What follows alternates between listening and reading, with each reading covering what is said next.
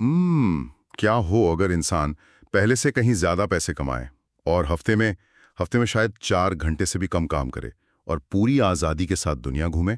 सुनने में तो ये एकदम किसी घोटाले जैसा लगता है ना। मतलब दिन में सपने देखने जैसी बात लगती है। हाँ बिल्कुल, किसी हवाई किले जैसा। लेकिन दिलचस्प बात यह है कि यही आज के हमारे इस डीप डाइव का मुख्य विषय है। मैं काफी उत्साहित हूँ इसके लिए। मैं भी।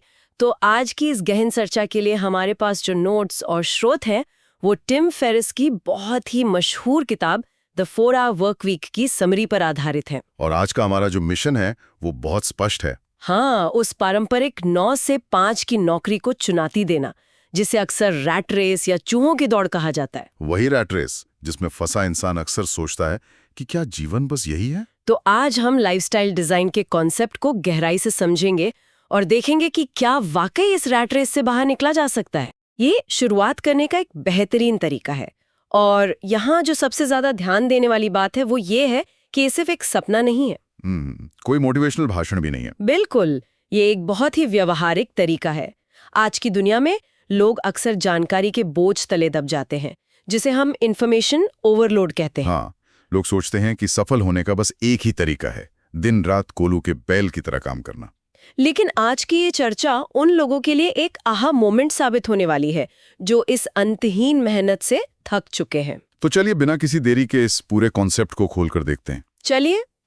इस स्रोत में सबसे पहला और सबसे क्रांतिकारी विचार जो सामने आता है वो है द न्यू रिच, यानी नए अमीर लोगों की सोच। The new rich? हाँ, मतलब जब हम अमीर शब्द सुनते हैं तो दिमाग में किसी ऐसे इंसान की छवि बनती है जिसके बैंक में करोड़ों रुपए हों, जो बड़े महलों में रहता हो। सही कहा। लेकिन स्रोत के अनुसार ये न्यू रिच वो लोग बिल्कुल नहीं हैं जिनका लक्ष्य सिर्फ करोड़पति बनना है।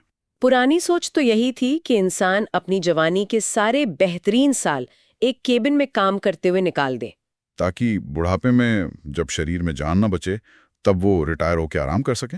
लेकिन ये नई सोच इस पूरे मॉडल को ही सिरे से नकार देती है। तो इसके पीछे का कारण क्या है? मेरा मतलब है कि ये न्यू रिच लोग आखिर चाहते क्या हैं? इस नजरिए के पीछे का क्यों समझना बहुत जरूरी है। मेरी राय में ये लोग 60 या 65 साल की उम्र तक उस सुनहरे रिटायरमेंट का इंतजार करने में यकीन नहीं रखते। उनका फोकस बैंक बैलेंस पर नहीं होता। बिल्कुल नहीं। उनके लिए जो चीज सबसे ज्यादा मायने रखती है वो है समय और गतिशीलता, यानी मोबिलिटी। दुनिया में कहीं से भी और किसी भी वक्त काम करने की आजादी। वो अपनी आमदनी के ऐसे सिस्टम बनाते हैं जो उनके बिना भी चलते रहें। उनका असली लक्ष्य पैसा इकट्ठा करना नहीं है, बल्कि उस पैसे का इस्तेमाल करके अपनी शर्तों पर आज और अभी जिंदगी जीना है। और यहीं से एक बहुत ही शानदार विचार जन्म लेता है, मिनी रिटायरमेंट्स का। ये मेरा पसंदीदा हिस्सा है। आमतौर पर इंसान यही सोचता है कि जीवन के अंत में जाकर 25 साल का एक लंबा आराम किया जाएगा। लेकिन इस स्रोत में एक बहुत ही अलग सुझाव दिया गया है। हाँ, सुझाव ये है कि उस लंबे रिटायरमेंट को छोटे छोटे टुकड़ों में बांटकर पूरी जिंदगी के दौरान लिया जाए। यानी हर कुछ सालों में 2 या 3 महीने का एक लंबा ब्रेक। कोई नई भाषा सीखना या किसी दूसरे देश में जाकर रहना।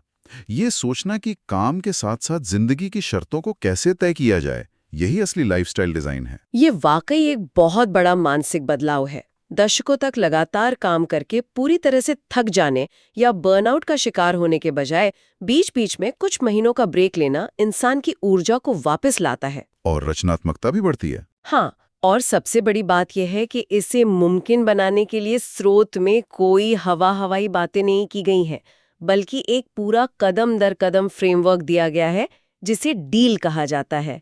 DEAL। इस डील के 4 हिस्से हैं, डेफिनेशन, फिर एलिमिनेशन और ऑटोमेशन और आखिर में लिबरेशन। तो आइए इस डील के पहले हिस्से डी यानी डेफिनेशन की बात करते हैं। इसका मतलब है सफलता और डर की नई परिभाषा तय करना। यहाँ स्रोत एक बहुत ही गहरा सवाल उठाता है, क्या डर ही वो सबसे बड़ा कारण है जो लोगों को एक नापसंद नौकरी में फंसा कर रखता है? ये बहुत ही प्रासंगिक सवाल है। आमतौर पर देखा जाए तो सेल्फ हेल्प की दुनिया में लोग गोल सेटिंग यानी लक्ष्य निर्धारित करने पर बहुत जोर देते हैं। लेकिन यहाँ टिम फेरिस फियर सेटिंग का अभ्यास करने को कहते हैं। अब ये फियर सेटिंग आखिर है क्या?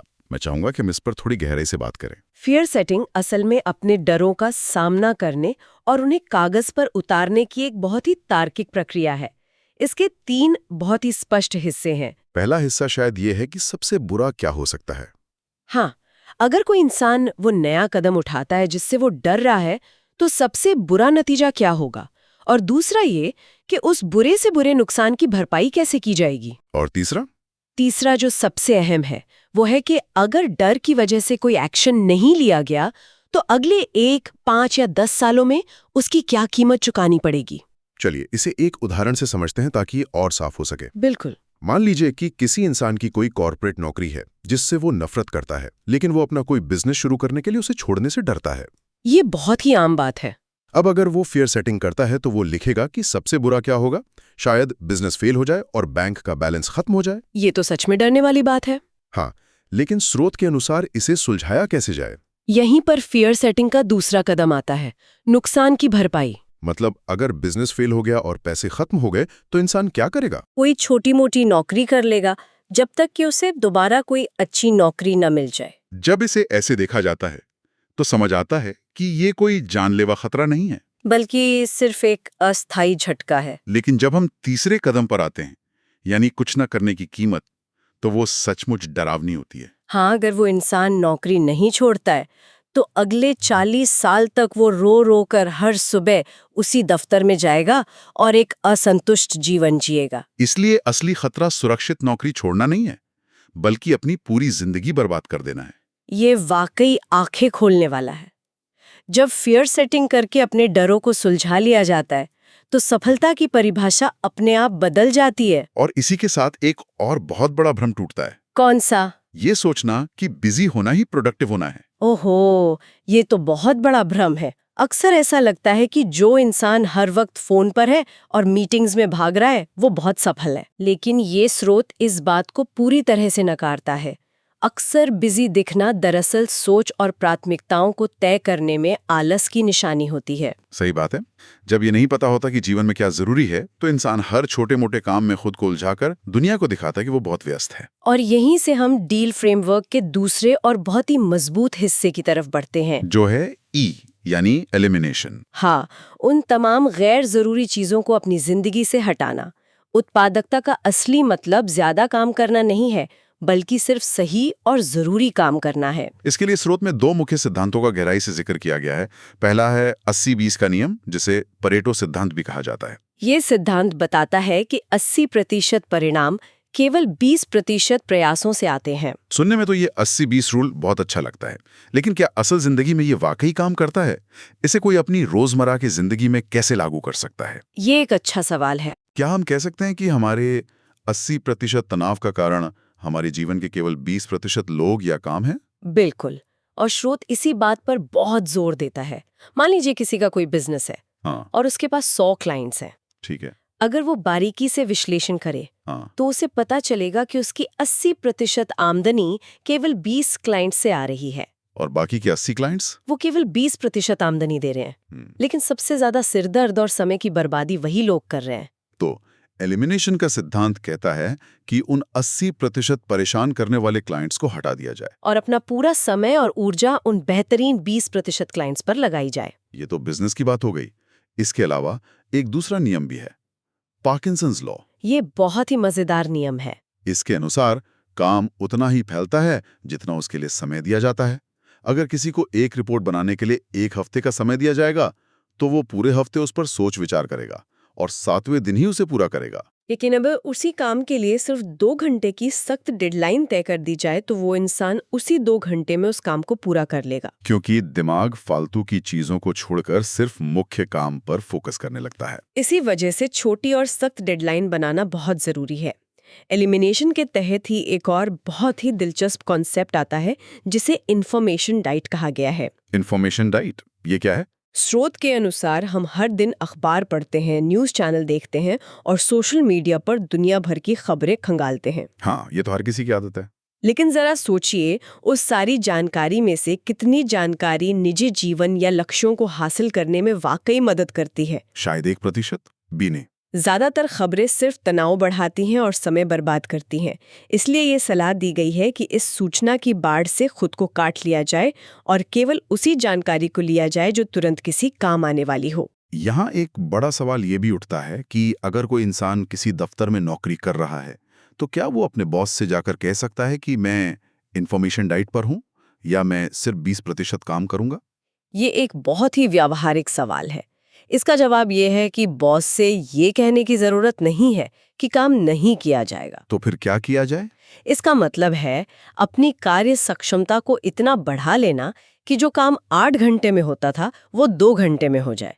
इसके लिए स्रोत में कुछ बहुत ही सख्त नियम बताए गए हैं। जैसे कि? दिन में केवल 2 बार ईमेल चेक करना, सुबह और शाम। हाँ, बार बार ईमेल रिफ्रेश करने की आदत को छोड़ना। गैर जरूरी मीटिंग्स में जाने से साफ मना करना। जब परिणाम अच्छे आते हैं तो कोई भी बॉस इस बात पे ज्यादा ध्यान नहीं देता कि काम करने का तरीका क्या था। और जब इन गैर जरूरी कामों को हटाकर बहुत सारा समय बचा लिया जाता है, तब आता है वो हिस्सा जहां से ये पूरी चर्चा असल में बहुत ही रोमांचक हो जाती है। डील फ्रेमवर्क का तीसरा हिस्सा, ए यानी ऑटोमेशन। सोते हुए पैसे कमाना। ये सुनकर ही लगता है कि बस यही तो चाहिए जीवन में। यहाँ म्यूज का विचार रखा गया है। अब ये म्यूज क्या है? ये कोई ऐसी बहुत बड़ी कंपनी खड़ा करने की बात नहीं है जहाँ 100 कर्मचारी काम करते हों या जो सिलिकॉन वैली का कोई बड़ा स्टार्टअप हो। म्यूज असल में एक बहुत ही छोटा और पूरी तरह से ऑटोमेटेड बिजनेस है जिसका एकमात्र लक्ष्य मनचाही जीवन शैली को जीने के लिए पर्याप्त पैसा और समय देना है। ये ड्रॉप शिपिंग हो सकता है, कोई ऑनलाइन कोर्स हो सकता है या किसी चीज का लाइसेंस लेना हो सकता है। एक छोटी सी जगह या नीश खोजनी होती है। एक ऐसा आसान प्रोडक्ट बनाना होता है जो किसी खास समूह की कोई खास समस्या सुलझाए। लेकिन यहाँ भी तो एक डर है ना, अगर कोई प्रोडक्ट बनाने में 6 महीने और लाखों रुपए लगा दें और बाद में पता चले कि उसे कोई खरीदना ही नहीं चाहता तो क्या होगा? और इसीलिए स्रोत एक बहुत ही शानदार रणनीति सुझाता है, माइक्रो टेस्टिंग। प्रोडक्ट बनाने से पहले उसकी मांग को टेस्ट करना। उदाहरण के लिए प्रोडक्ट बनाने से पहले ही उसका एक बेसिक सा वेब पेज बना लें, फिर गूगल एड्स पर थोड़े से पैसे लगा के विज्ञापन चलाएं। जब लोग उस वेब पेज पर आएं और खरीदे बटन पर क्लिक करें तो उन्हें एक मैसेज दिखे कि ये प्रोडक्ट अभी आउट ऑफ स्टॉक है। इससे बिना प्रोडक्ट बनाए ये पक्का हो जाता है कि लोग असल में उसे खरीदने के लिए अपने बटुए से पैसे निकालने को तैयार हैं या नहीं। अगर लोग क्लिक ही नहीं करते तो समझ जाइए कि वो आइडिया बेकार है और उस पर समय बर्बाद करने की जरूरत नहीं है। ये वाकई एक जीनियस तरीका है। और जब कोई ऐसा प्रोडक्ट मिल जाए जो बिक रहा हो, तब सारा काम खुद नहीं करना है। यहीं पर आउटसोर्सिंग और वर्चुअल असिस्टेंट्स यानी VA की एंट्री होती है। स्रोत में भारत या फिलीपींस जैसे देशों से वर्चुअल असिस्टेंट को हायर करने की बात कही गई है। किताब में तो इसके कुछ बहुत ही मजेदार किस्से भी हैं। टिम फेरिस ने न सिर्फ अपने बिजनेस के काम बल्कि अपनी पर्सनल जिंदगी के काम भी आउटसोर्स कर दिए थे। जैसे अपनी पत्नी से बहस सुलझाने के लिए माफीनामे वाले ईमेल ड्राफ्ट करवाना। सुनने में ये अजीब लगता है लेकिन इसके पीछे का सिद्धांत बहुत गहरा है। सिद्धांत ये है कि समय बहुत कीमती है। अगर कोई काम दूसरा इंसान कम पैसों में कर सकता है तो वो काम खुद नहीं करना चाहिए। लेकिन आउटसोर्सिंग के भी कुछ सख्त नियम हैं। हाँ, कभी भी किसी ऐसे काम को आउटसोर्स ना करें जिसे पहले पूरी तरह से परिभाषित या सुधारा ना गया हो। अगर कोई प्रक्रिया अपने आप में खराब है और उसे आउटसोर्स किया जाता है तो वो बस और ज्यादा खराब हो जाएगी। पहले काम को एलिमिनेट करें, जो बचे उसे जितना हो सके ऑटोमेट करें और जो ऑटोमेट ना हो सके सिर्फ उसे ही आउटसोर्स करें। और जब ये म्यूज या बिजनेस सेटअप हो जाता है और ऑटो पायलट पर चलने लगता है, तब आता है इस फ्रेमवर्क का आखिरी और सबसे अहम हिस्सा, L यानी लिबरेशन। इसका सीधा सा मतलब है आजादी, दफ्तर की उन 4 दीवारों से आजादी। अब जिन लोगों की नौकरी है वो इसे कैसे लागू करे? क्या वो अचानक एक दिन जाकर बॉस के मुंह पर इस्तीफा मार दें? नहीं, ऐसा करना बहुत बड़ी बेवकूफ़ी होगी। लिबरेशन का मतलब बिना सोचे समझे नौकरी छोड़ना नहीं है। इसके लिए स्रोत में एक बहुत ही स्पष्ट और रणनीतिक तरीका बताया गया है, रिमोट वर्क यानी दुनिया में कहीं से भी काम करने की आज़ादी पाना। इसकी शुरुआत एक टेस्ट से होती है। किताब में जो रणनीति बताई गई है वो कुछ इस तरह है कि किसी मंगलवार या बुधवार को बीमार होने का बहाना बनाए और घर से काम करने की अनुमति ले। और फिर उस दिन घर से इतना ज्यादा और इतना बेहतरीन काम करके दिखाएं कि बॉस हैरान हुए जाएं। बॉस को ये साबित करें कि दफ्तर के शोर शराबे से दूर घर पर रहकर दफ्तर के मुकाबले 2 गुना काम किया जा सकता है। बिल्कुल। और फिर कुछ दिनों बाद अपने बॉस के पास जाएं और एक प्रस्ताव रखें। उनसे कहें कि उस दिन घर से काम किया था और प्रोडक्टिविटी बहुत ज्यादा थी। क्या हर हफ्ते 2 दिन घर से काम करने का एक ट्रायल किया जा सकता है? चूंकि पहले ही अच्छे परिणाम दिखा दिए गए हैं तो बॉस के लिए मना करना मुश्किल होगा। धीरे धीरे इस 2 दिन को बढ़ाकर 4 दिन और फिर पूरी तरह से रिमोट वर्क में बदला जा सकता है। बॉस को अंततः इस बात से मतलब होता है कि काम पूरा हो रहा है या नहीं। इस बात से नहीं कि काम किस कुर्सी पर बैठकर हो रहा है। और एक बार जब ये पूरी आजादी मिल जाती है तब इंसान के पास दुनिया भर में कहीं भी जाने का विकल्प होता है। यहीं पर जियो ऑर्बिट्रेज का कॉन्सेप्ट आता है। मतलब कमाई डॉलर या किसी मजबूत करेंसी में हो रही है, लेकिन रहे किसी ऐसे देश में जा रहा है जहां खर्च बहुत कम है, जैसे कि थाईलैंड, इंडोनेशिया या अर्जेंटीना। वहां उसी पैसे में एक राजा या करोड़पति जैसी जिंदगी जी जा सकती है। इस पूरी चर्चा का एक बहुत ही शानदार निष्कर्ष ये निकलता है कि किसी करोड़पति की तरह जीने के लिए असल में करोड़ों रुपयों की जरूरत नहीं होती है। जो चीज चाहिए वो है पैसे कमाने का एक सिस्टम और समय की पूरी आजादी। यहाँ आकर ये एक बहुत ही महत्वपूर्ण सवाल खड़ा करता है, क्या ये सब असल जिंदगी में इतना आसान है? हमें यहाँ एक संतुलित और यथार्थवादी नजरिया भी रखना होगा। हकीकत में रातों रात एक सफल म्यूजिशियन या पैसिव इनकम का स्रोत बनाना कोई बच्चों का खेल नहीं है। ये जो 4 घंटे के वर्क वीक की बात है, इसे बहुत से लोग सच मान लेते हैं। लेकिन असल में ये एक प्रतीकात्मक या सिंबॉलिक संख्या है। इसका मतलब ये नहीं है कि कोई स्टॉप वॉच लगाकर हफ्ते में सिर्फ 4 घंटे ही काम करेगा और फिर लैपटॉप बंद कर देगा। मैं इस बात से पूरी तरह सहमत हूँ। ये कोई रातों रात अमीर बनने की स्कीम या जादू की छड़ी नहीं है। शुरुआती दौर में एक ऑटोमेटेड सिस्टम बनाने के लिए या प्रोडक्ट को टेस्ट करने के लिए शायद हफ्ते में 60 या 70 घंटे की भी कड़ी मेहनत करनी पड़े। इस तरह की आजादी जीवन शैली को अपनाने के लिए बहुत अधिक अनुशासन और असफल होने का जोखिम उठाने की क्षमता की जरूरत होती है। सही मायने में ये किताब सिर्फ काम कम करने के बारे में नहीं है, बल्कि जीवन को उद्देश्यपूर्ण बनाने के बारे में है। भले ही हफ्ते में 4 घंटे काम करने का लक्ष्य पूरी तरह से हासिल न हो पाए, लेकिन इस स्रोत को समझने से जो माइंडसेट शिफ्ट आता है वो अपने आप में बहुत ताकतवर है। ये उस रैट रेस से बाहर निकालकर ये सोचने पर मजबूर करता है कि काम सिर्फ जीने के लिए है, न कि पूरी जिंदगी सिर्फ काम करने के लिए। तो अगर हम आज के इस डीप डाइव को समेटें तो जो सबसे अहम सबक निकलकर सामने आते हैं वो इस प्रकार हैं। पहला, जीवन के आखिरी पड़ाव में रिटायरमेंट का इंतजार करने के बजाय आज आजादी पर ध्यान देना और मिनी रिटायरमेंट्स लेना। दूसरा, फियर सेटिंग के जरिए अपने डरों का सामना करना। तीसरा, 80-20 नियम और पार्किंसंस लॉ का इस्तेमाल करके उन सभी बेकार के कामों को खत्म करना जो समय बर्बाद करते हैं।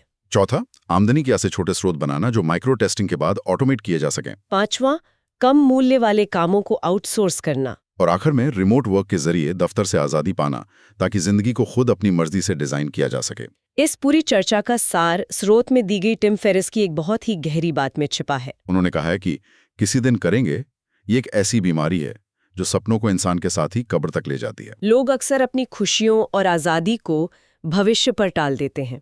सोचते हैं कि किसी दिन जब बहुत पैसा होगा या बच्चे बड़े हो जाएंगे तब दुनिया घूमेंगे। लेकिन सच ये है कि वो किसी दिन कभी नहीं आता। अगर समय और आजादी चाहिए तो उसके लिए आज ही कदम उठाने होंगे। ये वाकई एक बहुत ही प्रभावशाली संदेश है। लेकिन आज की इस चर्चा को खत्म करने से पहले मैं एक नया और थोड़ा गहरा विचार छोड़कर जाना चाहता हूँ। वो क्या है? इस पूरी चर्चा में हमने ये तो समझ लिया कि डील फ्रेमवर्क का इस्तेमाल करके समय और पैसे की आजादी कैसे हासिल की जा सकती है। हाँ। लेकिन जरा गहराई से कल्पना करें, अगर इंसान को सच में ये पूरी आजादी मिल जाए, अगर उसे कल से पैसे के लिए काम ना करना पड़े और दिन भर का असीमित खाली समय हो, तो क्या वो सचमुच शांति से रह पाएगा? ये एक बहुत ही विचारोत्तेजक पहलू है ना? क्योंकि आज की दुनिया में मैं बहुत बिजी हूं, ये कहना सिर्फ एक शिकायत नहीं रह गया है। कई बार ये एक ढाल या बहाना भी होता है। जब ये बिजी होने का बहाना छीन जाता है, तब इंसान का सामना अपने जीवन के सबसे बड़े और असली मकसद से होता है। उसे आईने में देखकर खुद से ये पूछना पड़ता है कि आखिर वो इस धरती पर क्यों है, उसकी जिंदगी का असली मतलब क्या है। तो सोचने वाली बात यह है कि क्या लोग सच में उस असली आज़ादी और उस असीमित खाली समय के खालीपन का सामना करने के लिए मानसिक रूप से तैयार हैं, या फिर हम उस रैट रेस सिर्फ इसलिए दौड़ रहे हैं ताकि हमें खुद से ये मुश्किल सवाल ना पूछने पड़े। सोचेगा जरूर।